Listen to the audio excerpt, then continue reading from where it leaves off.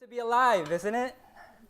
I'm not sure if that's how you see it, but really, if you're able to see opportunities to make impact, today is a day, this season is a time where you can make impact, whether you recognize that or not. On Friday, President Park Geun-hye was voted to be impeached by the South Korean lawmakers by a vote of 234 to 56. It was clear by people within her own party that she had done wrong. They wanted her to step down. Many of you who aren't of Korean descent, you may not be as aware or may not even care as much, but this is a big deal. This is a very big deal in Korea. Korean politics, they've been known to have corruption, but not corruption like this. So even after the sermon today, one of our sisters who is Korean, she'll share about her own thoughts, how it impacts her, just so that you would have a window to what the average Korean may be thinking and feeling, so that though you may not feel and have those same sentiments, you may be able to even hear her, and also while you're here in Korea, really pray for this nation. So since Friday, the Prime Minister, Hwang Kyo-an, will be acting as the president until further decisions are made to finalize her impeachment. That's just Korea.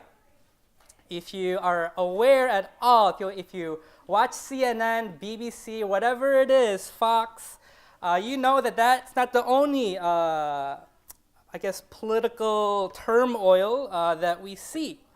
November 8th, Donald Trump surprisingly won the presidential elections. He won the electoral vote 306 to 236 pretty convincingly, and everybody was shocked. Do you remember the moment when you heard that Trump was gonna win? I remember talking, I was actually at YIS, that I take care of a business for my daughter's education. And so I saw some church members, and some church members were clearly distraught by the news of Trump winning. All the polls before the election, they were wrong. All the projections were wrong. All the veteran, marketers, campaigners, they were all wrong. The day after, you saw this in the news. Cities like Atlanta, Austin, Texas, Boston, Chicago, Denver, Philadelphia, Portland, Oregon, San Francisco, Seattle, Washington, protests were formed.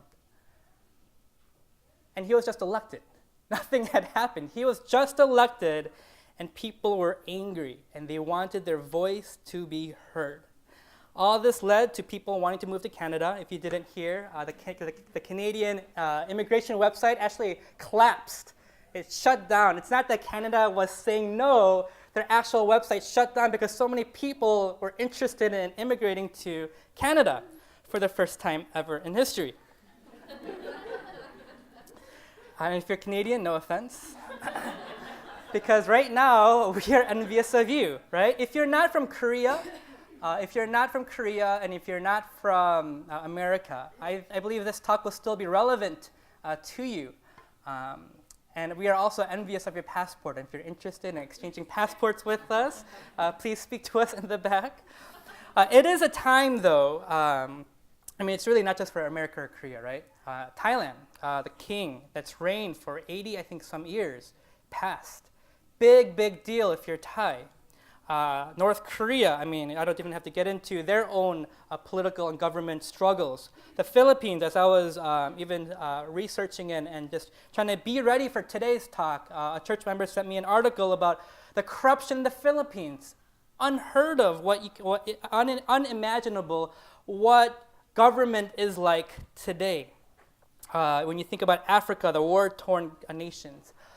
Government's important. And we as Christians, we need to know how to respond when government, especially in the politicking season, that season of when all the policies are made and people are doing politics, how we should respond. And that's the heart of the talk today before we get into the Christmas season. And so in light of the Christmas season, I wanted to get into this so that I can at least address it for you, especially for those who are in Korea, living in Korea. I believe God does have a reason that he has brought you over here in a season like this. So open up your Bibles to 1 Peter 2. 1 Peter 2, 13 to 17. If you don't have a Bible, we have Bibles on the side, Bibles in the back. If you don't have a Bible, it's our gift to you. We believe it is God's spoken word.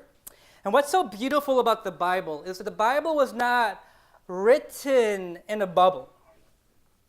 So even texts like this that we will address today, when Peter is writing to the church, he's not saying these words of guidelines of how we should behave in a bubble.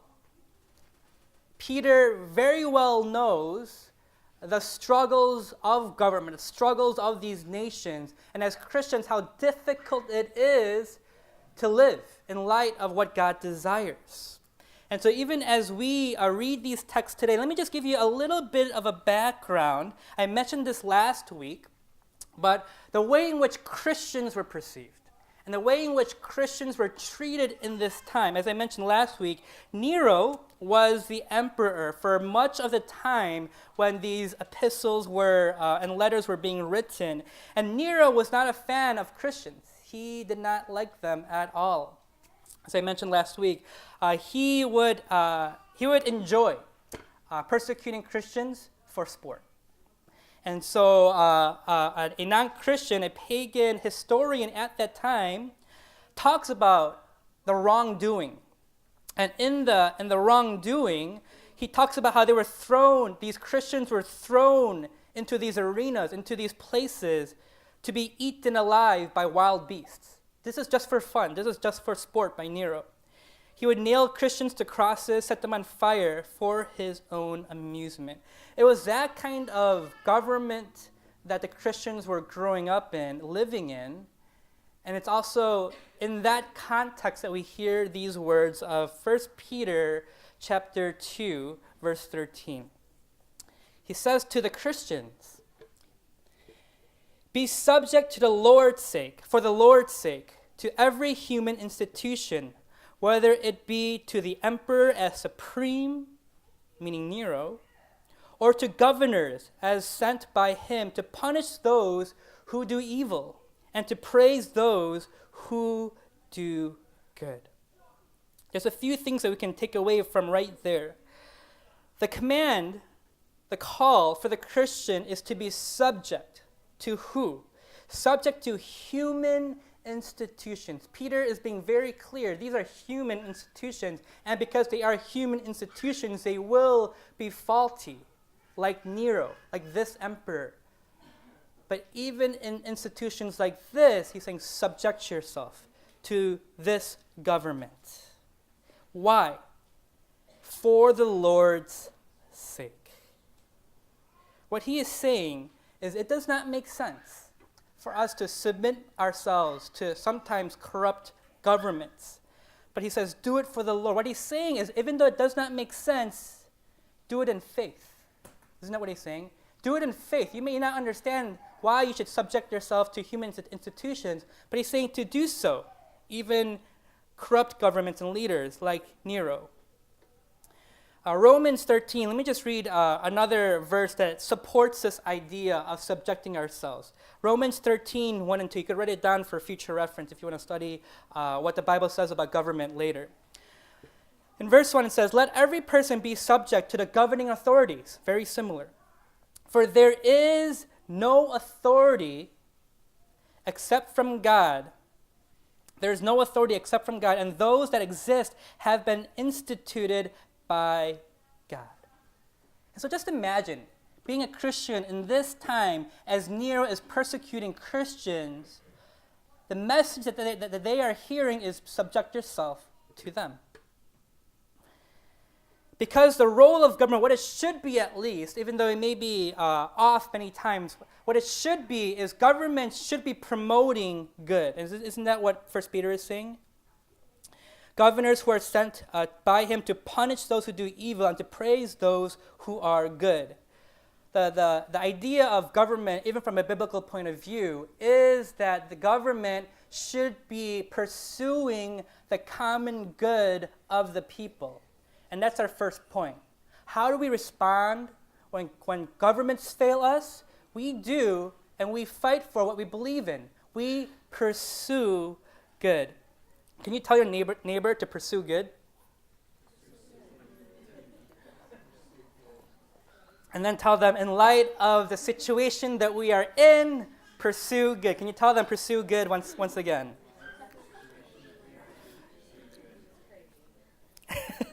Yes, it is crazy. That's the call for the government to pursue the common good. But did you know that's also the call for the Christian?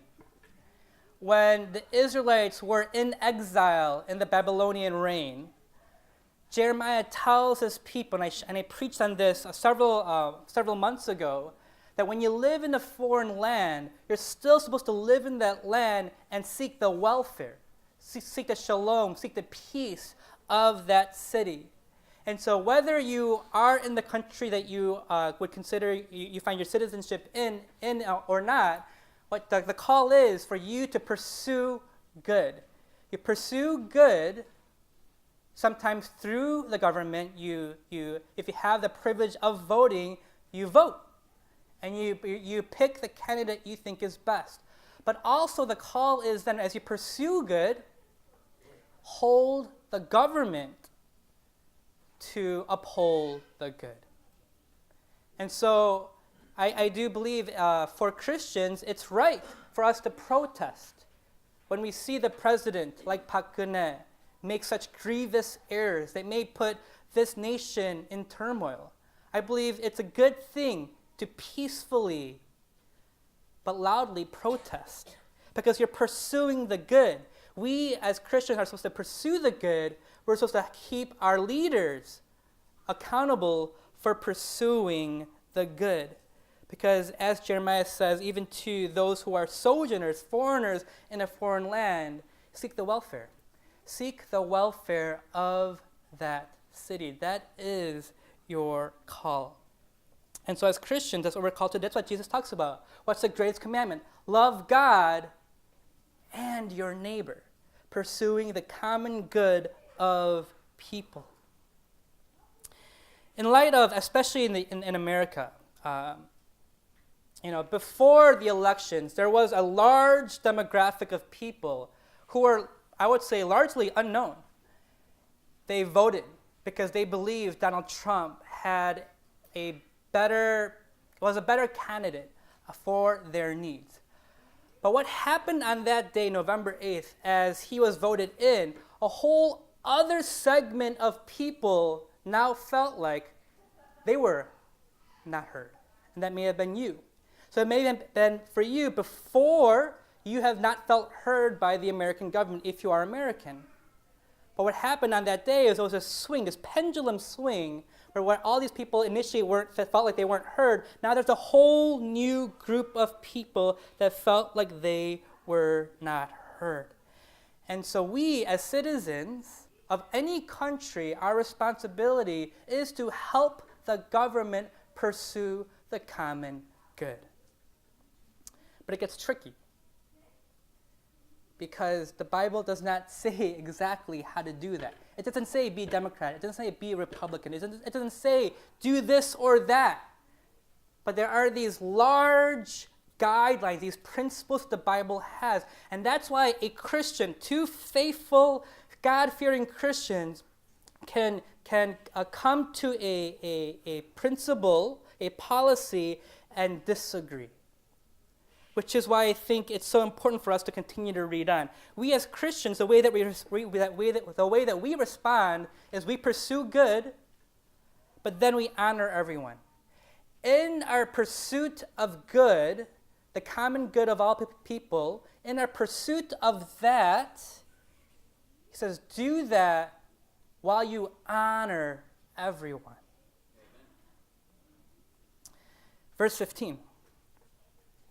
For this is the will of God, that by doing good you should put to silence the ignorance of the foolish people.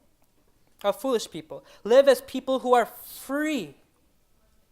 And this is the idea that you are free to not be a slave to your own sin or to be a slave to judgment, but you're free to love.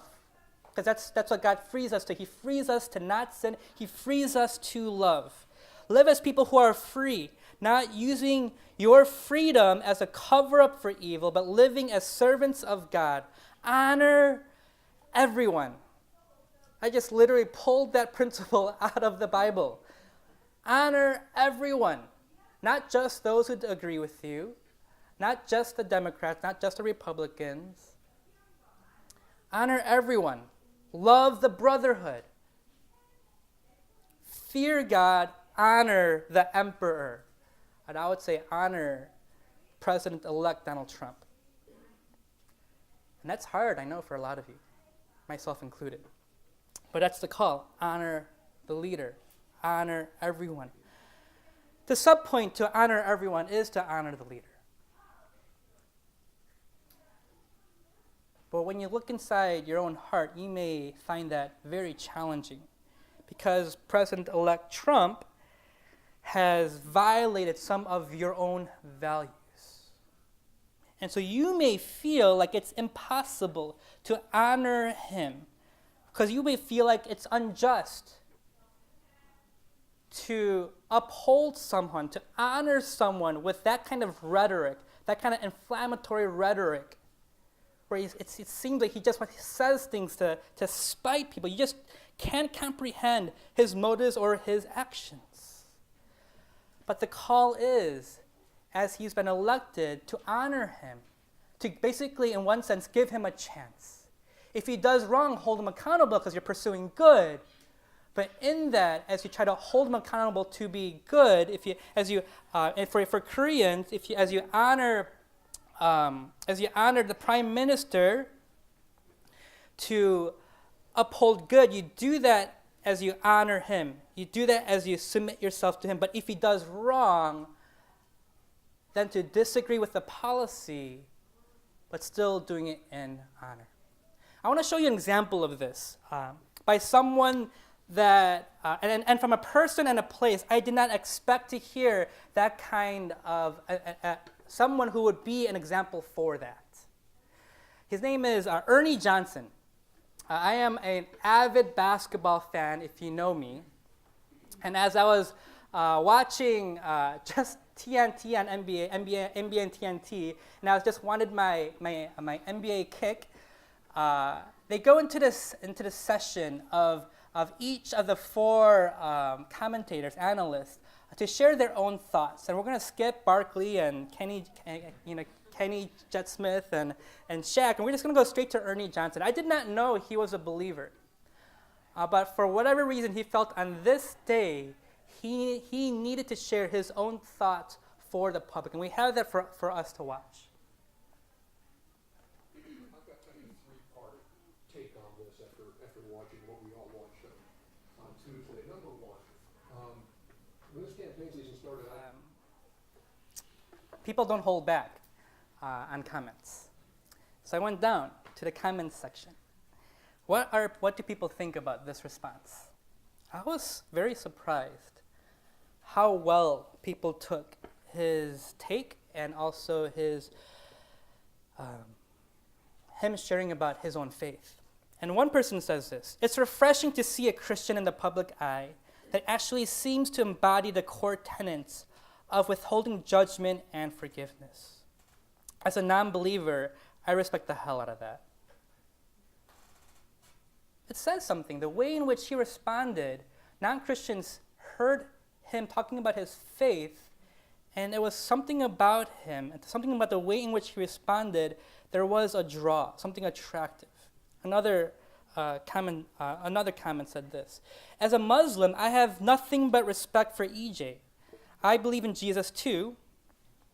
Maybe not as God, but rather a righteous prophet. I admire EJ's courage in reiterating his message of peace and being a voice of reason in these unreasonable times.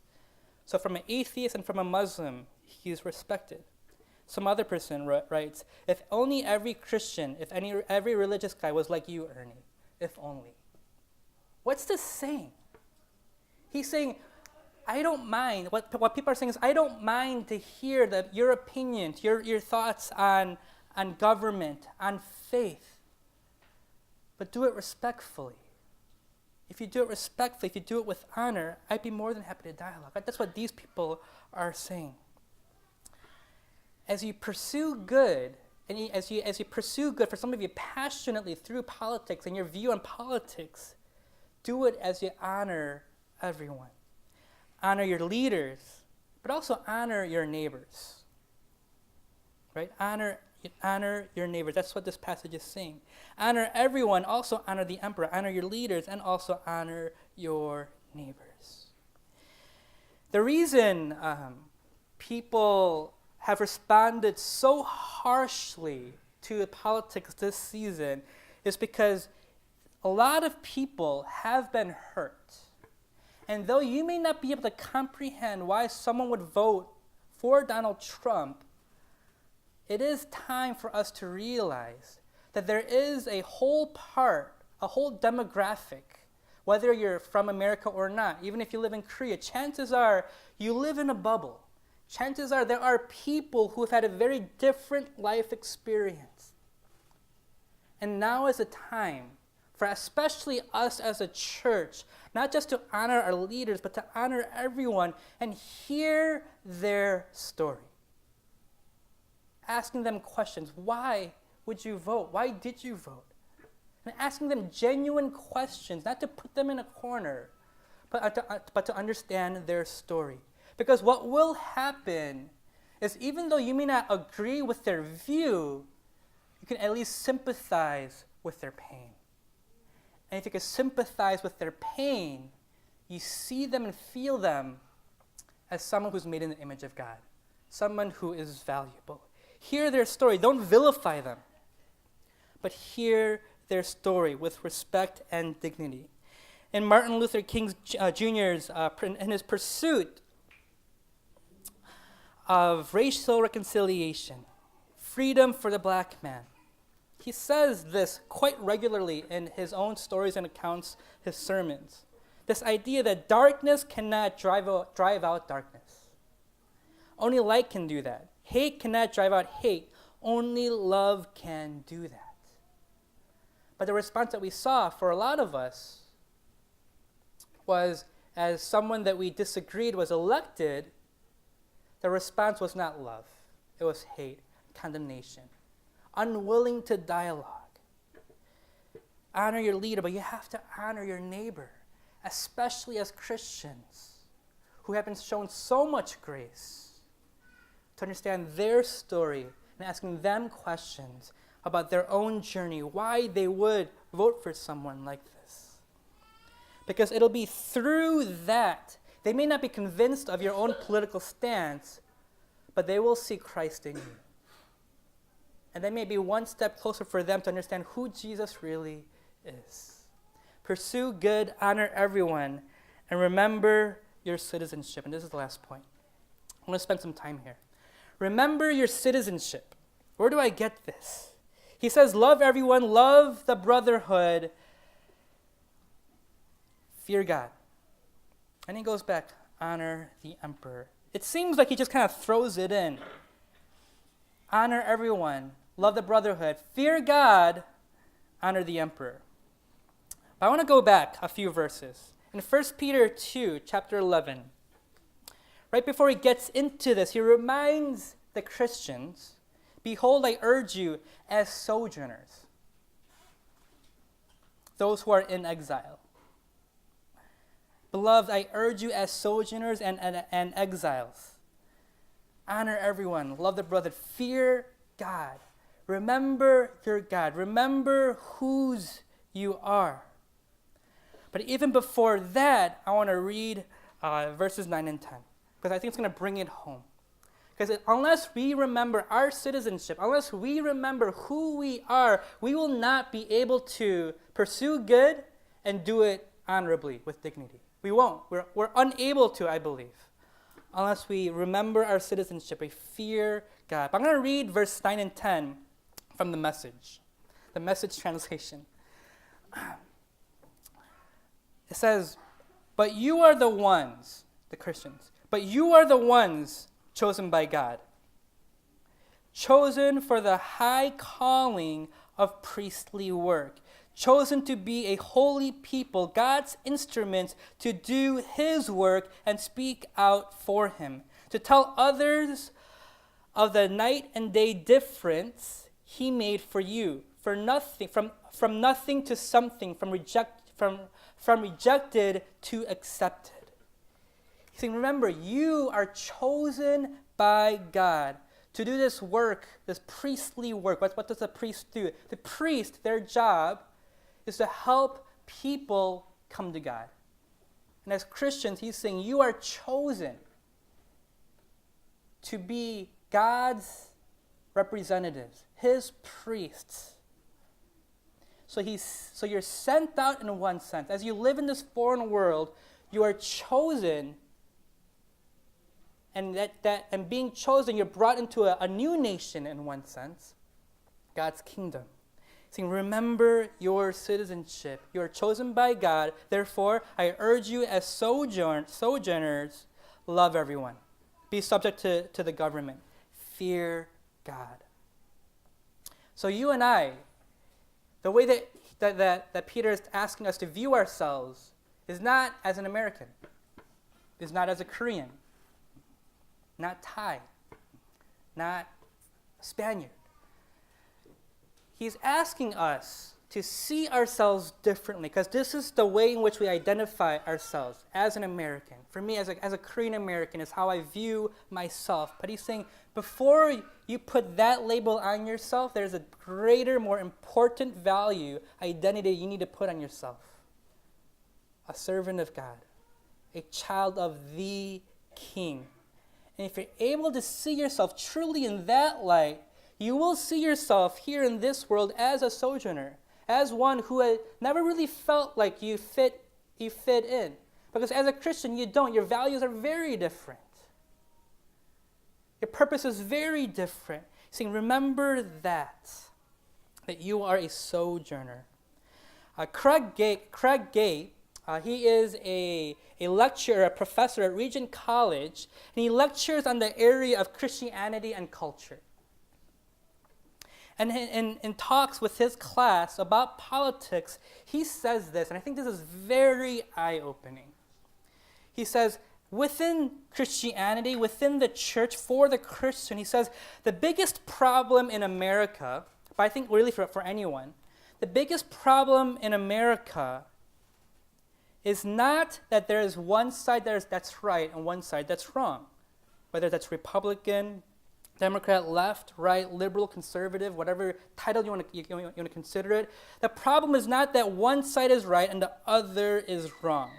The problem is not that Hillary was a better candidate and she didn't get elected. The problem is not that Trump was an illegitimate candidate. The problem is not for those who voted for Trump. They're not the problem. The problem is not for those who voted for Hillary. He's saying that's not the problem. This is the problem, what he says. The biggest lie for Americans, but I really think for anybody, is to believe that politics is the answer. That politics is the answer, that this candidate, if we just have a better candidate, if we just have a better policy, if we just have a better system, then we will see some hope. Then we will see real and lasting change. The reason it's such a big problem, I believe, in America is because this is what politics is about. Politics, that fourth year when it comes around, what politics will have you believe is that they are right and the other is wrong. And we saw it on a greater level this past election than probably ever before. Stephen Colbert, in his social commentary about what has happened, he says this, and I think it's really helpful. How did we get so poisonous? It's because we overdosed. especially this year, we drink too much of the poison. You take a little bit of it so that you can hate the other side, and it tastes kind of good. And you like how it feels. And there's this gentle high as you condemn. He's saying we drink too much of it this year. And if you know Stephen Colbert, out of all the late night show hosts, he is the one that probably understands the best of how politics works.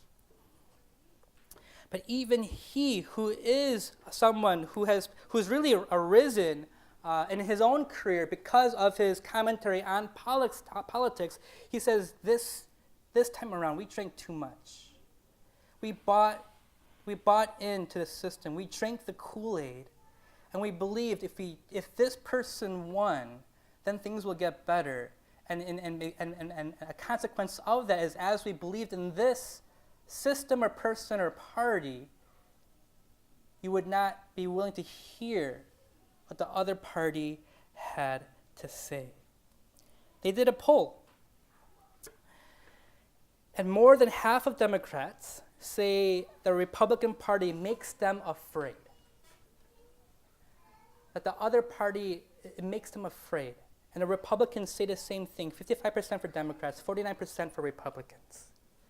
You see, the issue with American politics, but really any kind of politics, the whole premise of politics is based on I am right and the other is wrong. I'm not saying politics aren't important.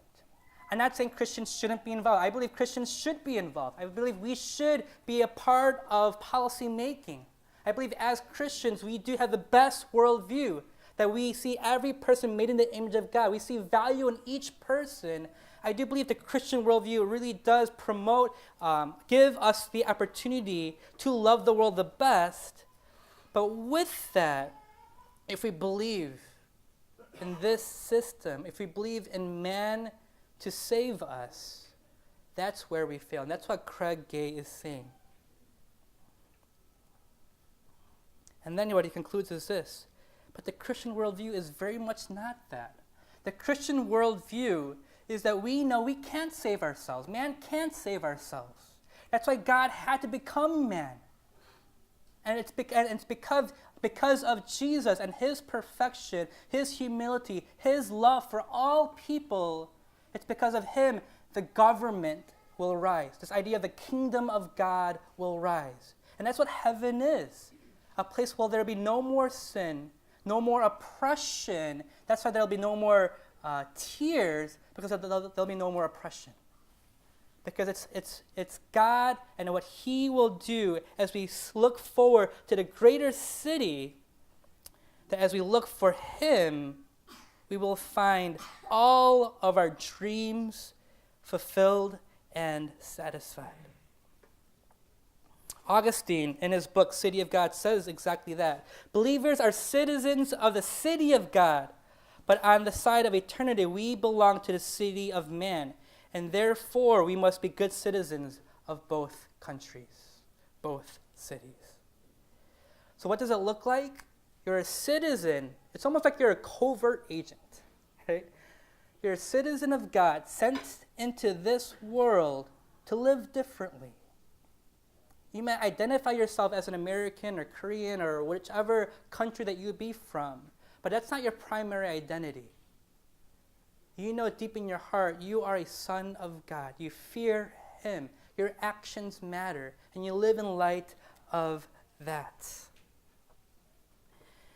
That's why we keep on being shocked by the world, by the logic of this world, by the brokenness of this world. We keep on being shocked. Why is it like this? Why is the government like this? Isn't it funny that the reason governments were ever put into place was for that very reason? If you watch any kind of movie like Lost or show like Lost, what happens? When there's a group of people stranded on an island, over time they realize policies have to be made. As policies are made, as these rules are made, they elect people to represent different groups. And as they do that, what happens in the long run? governments are established. But what's so interesting is when you look at government, I think almost every person, especially in light of this election season, what they will say is the government is not looking out for the common good. There are people in power, and they love their power, and they want to keep their power. When you understand what happened with all of Korea and Park Geun-hye and the chaebols, these families that basically run Korea, you know deep inside, these people who run the government are not looking out for the common good. They're wanting to hold on to their power. Same with America. But until we realize the system itself is flawed, it's not the Democratic Party, it's not the Republican Party, it's not Korea's history and how they do politics. Yes, there are better methods and better policies. But as Christians, we believe we are citizens of a different kingdom, a better kingdom. And because of that, we seek the common good of all people. We do it as we honor everybody, remembering our citizenship. So in light of that, I just want to give you 4 ways to pray, because that's what Timothy will tell us to do. 4 ways to pray. Pray for your leadership, pray for your neighbors, pray for your nation, and pray for the church. You could write this down. Pray for the leadership. Pray for the leadership of Korea, America, whichever country that you're from, for wisdom. But not just for wisdom, for common grace. That they see the value of each person. Pray for wisdom and common grace, for them to see that their policies make a difference, and for them to choose what would be good for all people. Neighbors, pray for your neighbor. Pray for America. Most people will say America has never been so divided, at least in a long, long time. Someone is hurting because of the election. Don't judge, but hear their story. Do it with a spirit of peace. Pray for a spirit of peace to come over any kind of election season, but really for the nation, which leads us to the next. Pray for the nation.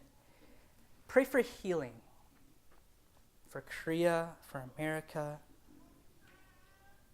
Pray for the next generation, that as they see people fueled by greed, that they would want better and do better. And lastly, pray for the church.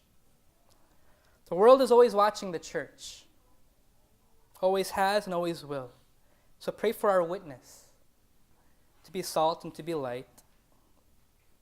Pray for humility, that as you pursue goodness, you could do it in humility.